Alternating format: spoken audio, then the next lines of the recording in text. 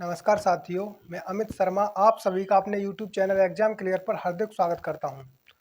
तो दोस्तों, आज एक बहुत बड़ी खबर आई है और वो खबर ये है कि जो मोदी सरकार है उसने एक योजना स्टार्ट की और उसका नाम है अग्निपथ योजना, जो कि रोजगार की दृष्टि से बहुत ही बेहतर बताई जा रही है कि इससे रोजगार बेरोजगारी कम होगी और रोजगार के अवसर बढ़ेंगे। तो आज हम इस टॉपिक पर बात करेंगे कि आखिर ये अग्निपथ योजना है क्या और इसका सरकार को का उद्देश्य क्या है लाने के लिए। सरकार किस उद्देश्य से इसको लेकर के आ रही है, इससे फ़ायदा क्या होंगे और इससे नुकसान क्या होंगे। तो आज हम इसी मैटर पर बात करेंगे। तो अगर आपने हमारे चैनल को सब्सक्राइब नहीं किया है तो सब्सक्राइब कर दीजिए और इस वीडियो को अपने यार दोस्तों में शेयर कर दीजिए। तो आज मोदी सरकार ने क्या किया है कि इस योजना को लॉन्च कर दिया, अग्निपथ योजना। तो अग्निपथ योजना है क्या?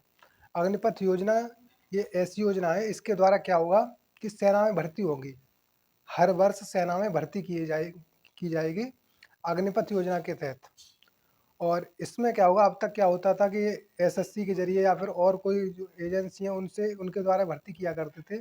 लेकिन अब ये क्या करेंगे, अब ये अग्निपथ योजना के जरिए भर्ती करेंगे और इसमें जो युवा लोग हैं उनको ज़्यादा से ज़्यादा ये मौका देंगे इसमें आने के लिए। और उसी के मकसद से इसको लाया गया है। और इसको लाने के पीछे सरकार का मानना ये है कि हमने बहुत सारे जो दो देश हैं, कंट्रीज़ हैं, उनके अंदर जा करके उनसे बातचीत करी है कि वहाँ की सेना किस तरह की है। और सब लोगों से बातचीत करके सलाह मशवरा करके तब इसको योजना को लॉन्च किया गया है। और जो भी बड़े बड़े लोग हैं जो इसके जानकार हैं उन लोगों से ही बात करके इस पर राय रखी गई है और तब इसको लाया गया है। तो आइए जानते हैं इसके बारे में और क्या क्या है।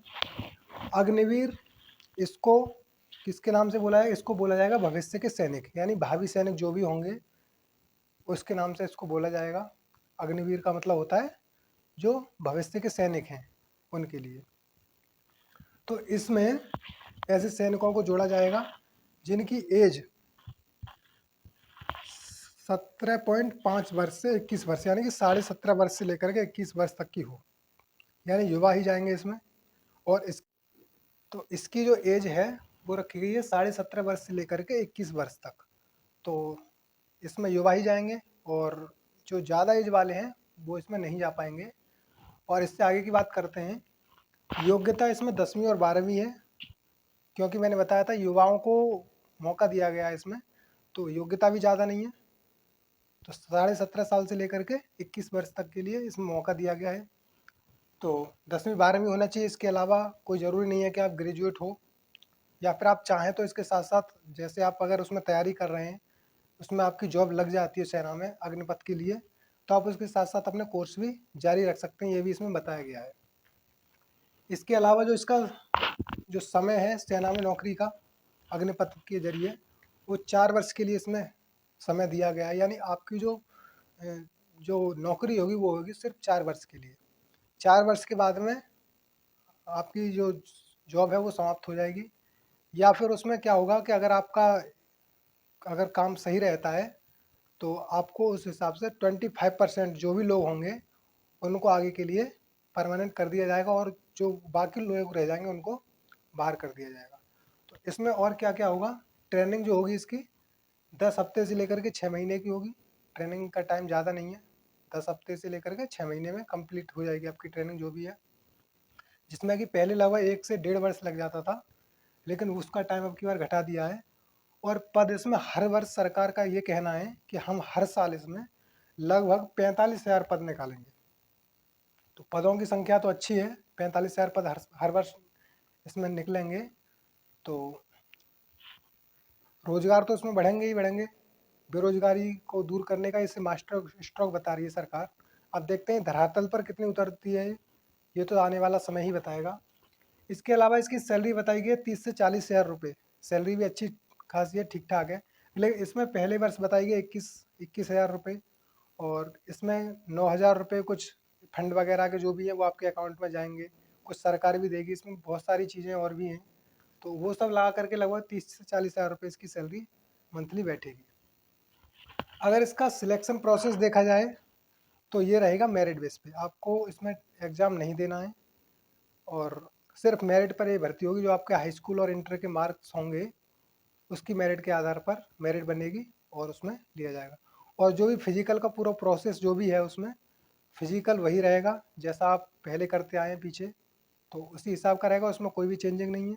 जो आपकी डॉक्टरी वगैरह जो भी होती थी वो भी सेम रहेगी, उसमें कोई चेंजिंग नहीं है।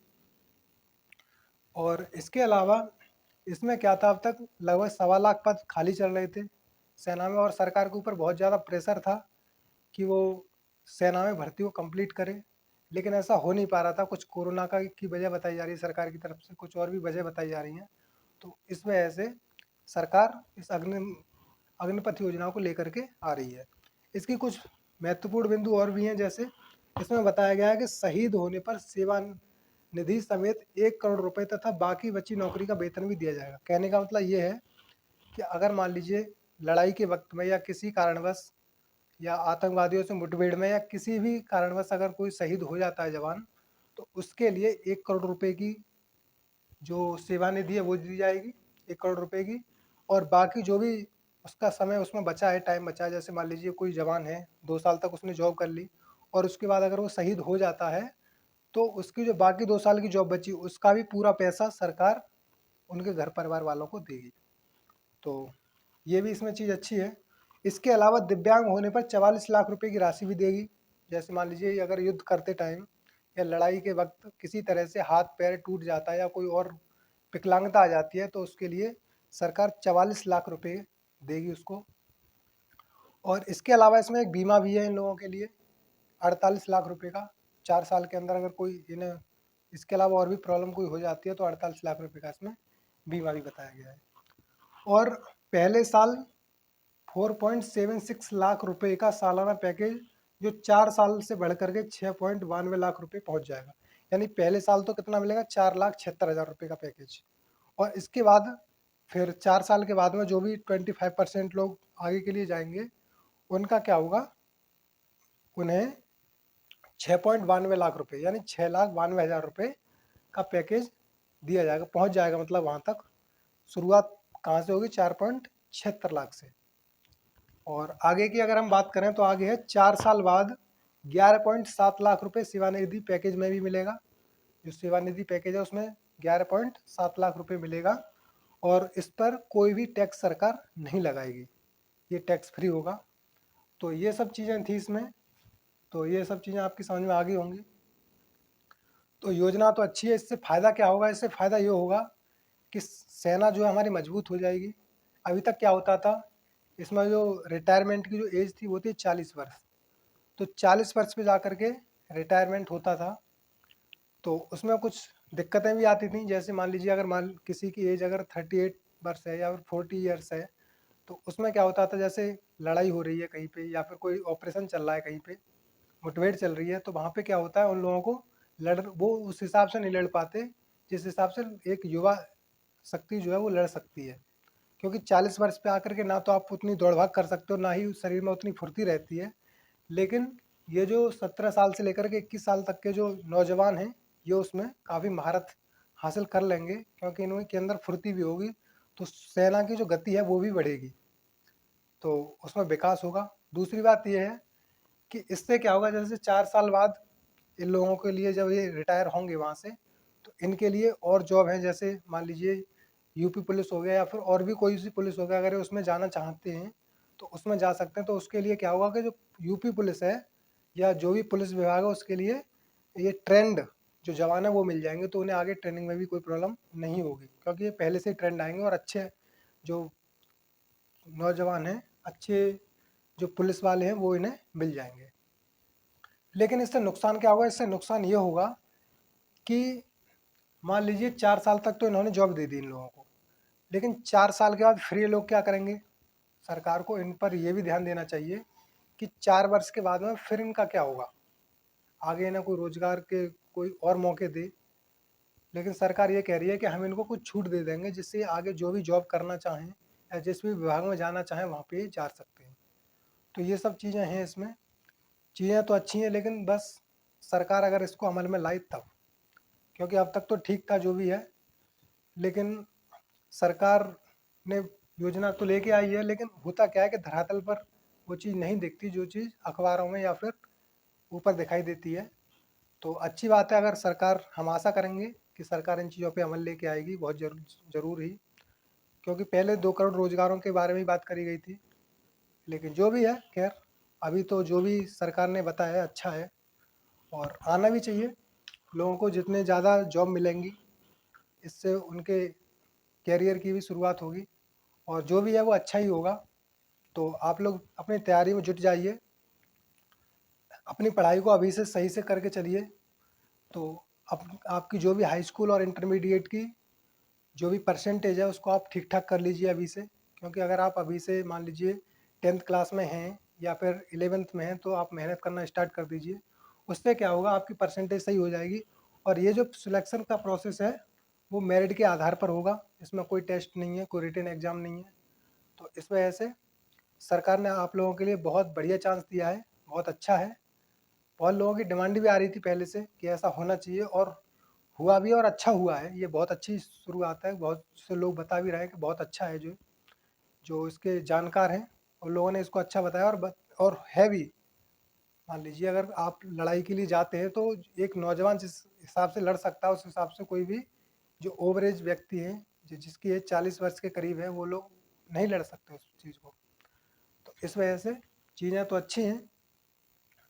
अब देखो आगे होता क्या है, कैसे क्या इसका प्रोसेस रहता है, वो आगे जैसे ही कोई जानकारी आएगी वो आपके सामने दे दी जाएगी। तो आशा करता हूँ ये जो भी चीज़ें थी वो आपकी समझ में आ गई होंगी, आपका कोई भी डाउट इसमें नहीं रहा होगा। सैलरी भी ठीक ठाक है जो भी है, और 4 वर्ष में अगर ये 4-4 साल सभी को अगर रोज़गार मिलता है, तो हमारे हिसाब से जो भी है अच्छा ही होगा। फिर भी कुछ चीज़ के कुछ फ़ायदे और कुछ नुकसान तो होते हैं, लेकिन इसमें फ़ायदा ज़्यादा दिख रहा है। पहले क्या था, इन लोगों के लिए पेंशन दी जाती थी, अब सरकार पेंशन ख़त्म कर रही है, और पेंशन ख़त्म करके इन चीज़ों को लेकर के आ रही है। तो सरकार को इससे कुछ बेनिफिट भी होंगे, कुछ पैसे की बचत होगी, और लोगों को रोज़गार भी मिलेगा। तो दोनों ही काम हो जाएंगे, सरकार को भी फ़ायदा होगा और युवा लोगों को भी फ़ायदा होगा। और जो बेरोज़गारी दिन पर दिन बढ़ती जा रही है वो भी थोड़ी कम हो जाएगी। तो आशा करता हूँ आज की ये चीज़ें आपकी समझ में आ गई होगी कि अग्निपथ योजना है क्या। कभी कभी हो सकता है करंट अफेयर में इससे क्वेश्चन बन जाए कि अग्निपथ योजना क्या है और ये किस क्षेत्र से जुड़ी हुई है। तो ये आपको यहाँ से क्लियर हो गया होगा। तीनों सेनाओं में यहाँ से आप जा सकते हैं, कोई ज़रूरी नहीं है कि आप आर्मी में ही जाएंगे। आप थल सेना, वायु सेना या जल सेना, आप जहाँ भी चाहें वहाँ से उस क्षेत्र में जा सकते हैं, यानी तीनों सेनाओं के लिए है ये।